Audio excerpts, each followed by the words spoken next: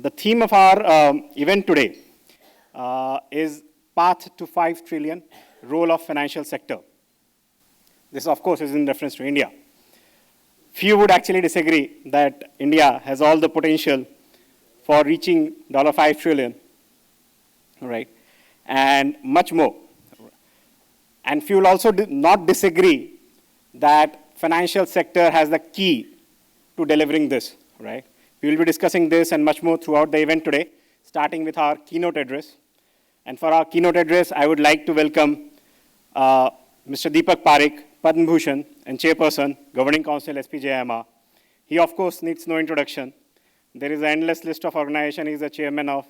Another endless list of transformation he has brought, not just to HDFC, but to Indian financial and banking sector. Ladies and gentlemen, Mr. Deepak Parekh. Thank you.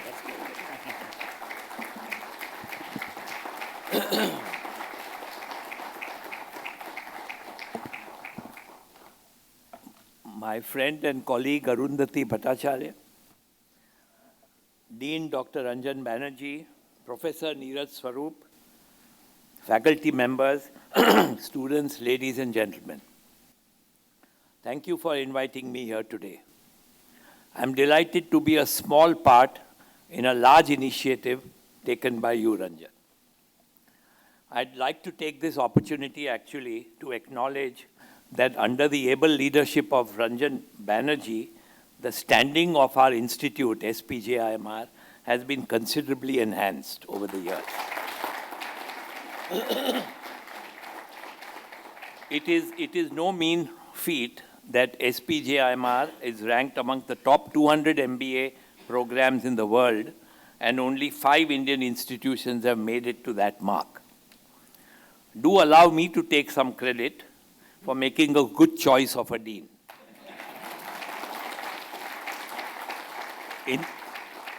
Incidentally, I was one of the 3 persons interviewing to find a successor to our dean.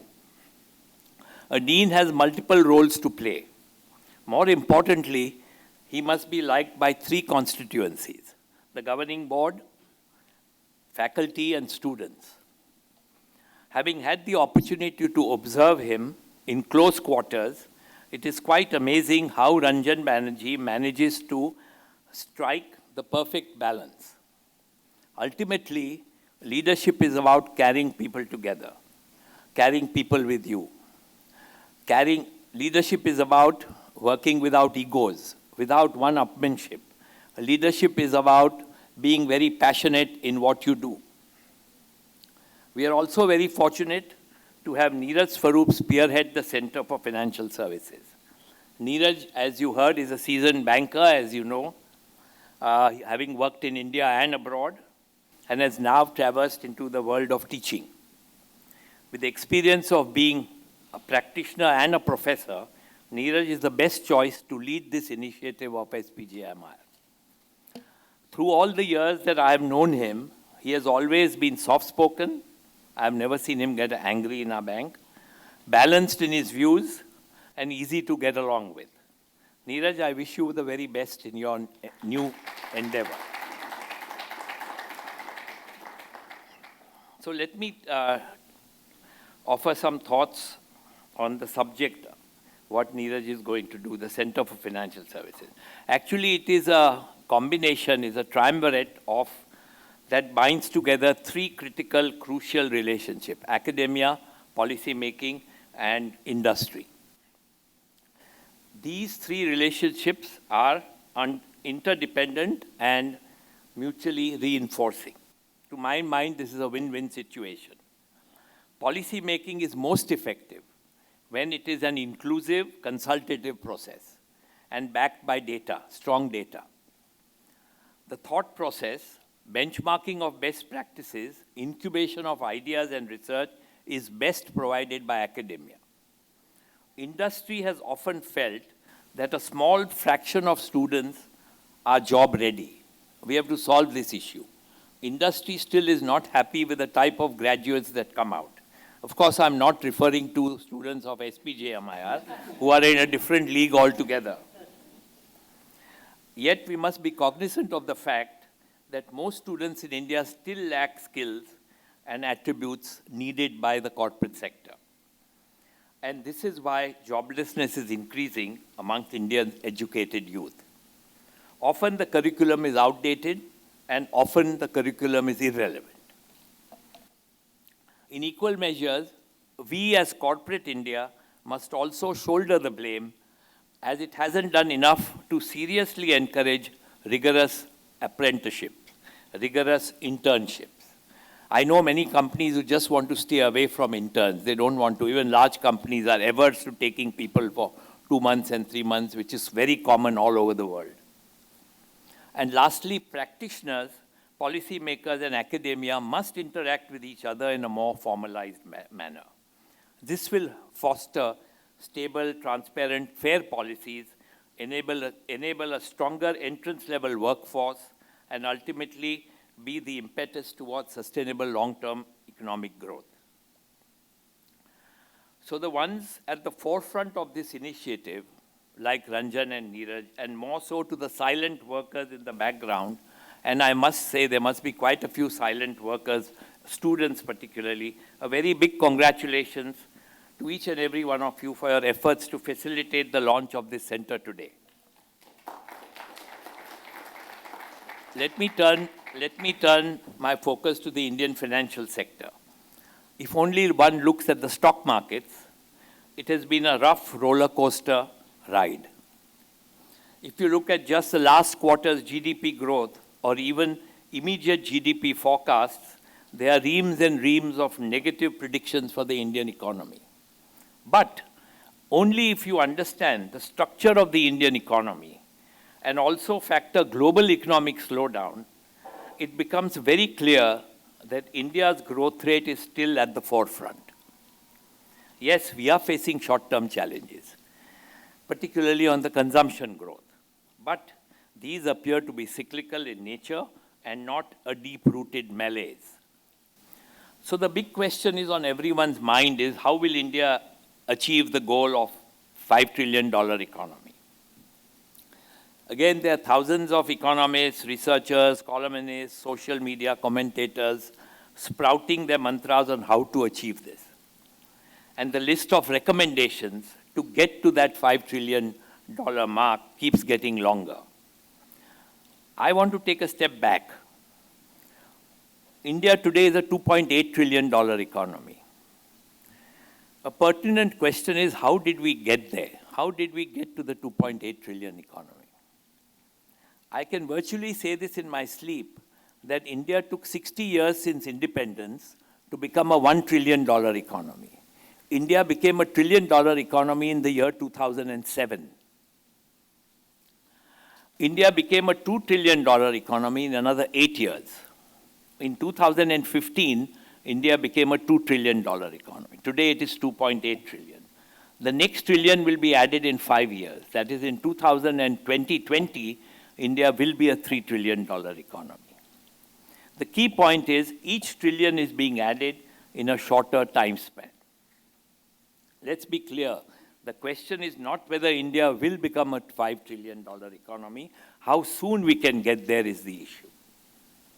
There is no other major economy in the world currently that has the capacity to absorb the scale of investments that India needs, nor has the growth potential that India has. There's no other economy that has the growth potential that we have. Do remember, India accounts for 17% of the world's population. This means 6 out of every person in the world, 1 out of 6 person is an Indian. Combine this with China, and you have 37% of the world population in India and China. There is domination between India and China. There are markets between India and China. The world has to look to India and China, and simply by virtue of their numbers and the scale. There are 2 things that India needs critically from abroad and from the world. First is capital, and the second is oil. About 30% of the bonds today issued by governments and companies globally are trading at negative yields. And the amount is about $17 trillion. $17 trillion of bonds are trading at negative yields as we speak. and the number is increasing. Doesn't this make it a fine time for India to seize the opportunity to attract much more global capital? Investors are craving for higher yields, and India has demonstrated, and we have the capability, that it can deliver attractive returns. For example, despite all the negative headlines that one sees in the real estate sector, few recognize in the last 6 months, of this year, investors from overseas have pumped close to $4 billion in real estate, but in commercial, in warehousing, logistics, and retail. Sovereign funds, pension funds, private equity investors are seeing the long-term benefits, are seeing the long-term growth opportunities that India presents, particularly in the expansion of IT and IT-enabled services. This business is growing manifold. That's why the commercial sector, commercial real estate, is booming today. There's not a single large, good quality commercial building which is without a tenant, without a client. And the growth in the back office operations and IT services, software development is, I've not seen such growth. You go to new places like Hyderabad, I was in Hyderabad, and the amount, one company is taking 10 lakh square feet. One company is asked for 15 lakh square feet in Hyderabad. Why is Hyderabad attractive to them? Good infrastructure, better than Bangalore, a rent of 50 rupees a square foot. Quality buildings at 50 rupees and 60 rupees. Under $1 a square foot. This is why the foreigners are coming here. Of course, for a foreign investor, it is very important to tie up with the right Indian partner, and they have to be patient, long-term investors. On our part, on India's part, we need to continue working towards improving the ease of doing business. We have to keep improving that. Reducing the cost of doing business and ensuring a stable and fair regulatory framework. I think these are the three requisites. Ease of doing business, regulatory framework should be stable and fair and consistent, and the cost of doing business should come down. We must always bear in mind that India is not the only game in town. Several emerging economies, although they are small, are fiercely competing to attract global capital. The other key reason why India's macro parameters are currently fairly strong is because oil prices have remained moderate. We haven't faced shocks of oil above $100 since 2014. Since India imports 80% of our requirements, higher oil prices plays havoc with inflation, with the fisc, with current account deficit, with the currency, and whatnot. The financial sector is the backbone of any economy. That is, a lot of system still needs fixing is well known. We all know that a lot of fixing needs to be done. Is there an acknowledgement that Indian economy has hit a soft patch? Are efforts being made to rectify the same? Can we do better? I think the answer clearly on all these three questions is yes. In unusual times, as we are right now, fiscal and monetary policy tools need to be accelerated in a timely but in a prudent manner. There is still consensus among many economists that a slight increase in fiscal deficit target can be accommodated as long as there is growth. Efforts are being made to ensure lower fiscal revenues on account of stimulus measures, lower corporate tax rates, and GST collections, I think, can be compensated, and the government is on an overdrive, as you have seen recently, for privatizing. They have put number of companies like Air India, BPCL, Concor, many other companies on the private, not monetization, privatization. There is a difference. And perhaps RBI payouts can increase to help the government bridge this gap during this difficult period. RBI, on its part, has ensured that there is adequate liquidity in the system, and having reduced policy rates by 135 basis points this year, the central bank is trying to ensure effective monetary policy transmission happens. The crux of the problem with the financial sector is that flow of credit to the commercial sector is still clogged. In the first, this is a revealing number. Lata, you should know this. The first 6 months of the current financial year, the total flow of resources to the commercial sector from banks and non-bank sources was only 0.9 trillion rupees, compared to 7.4 trillion the previous year, which is a drop of 88%. This clearly reflects the risk awareness in our system. Since the time the AQR, Asset Quality Review, began in 2015, banks have scaled back lending. Till last year, the commercial sector relied heavily on non-bank funding sources as a substitute. When non-bank funding sources got choked, it threw the financial system in a tizzy. The underlying point I want to make is that Indian economy needs both banks and non-bank sources to meet its funding needs. And the key hurdle now is getting over the trust deficit. Several companies are still unwinding their over-leveraged positions. Now look at leverage. Leverage is always a double-edged sword. In good times, it helps to amplify the profits. In good time, it increases the profit and it's a feel-good factor. But in a downturn, over-leverage has seen the downfall of many companies. A simple rule is that capital must always be raised from a position of strength and not when one's back is against the wall. The second key rule is managing reputational risk. It takes years to build a reputation and a few seconds to spoil it. Trust and confidence are the backbone of any financial system. Never underestimate the power of ethics and values. It is a pity that this is often eroded. To my mind, there is no greater cardinal sin in finance than the misuse of the common man's hard-earned savings. I think this is key. We need more savers. We need savers from the common man on the street, and we cannot misuse the savings and make them shout for their hard-earned money.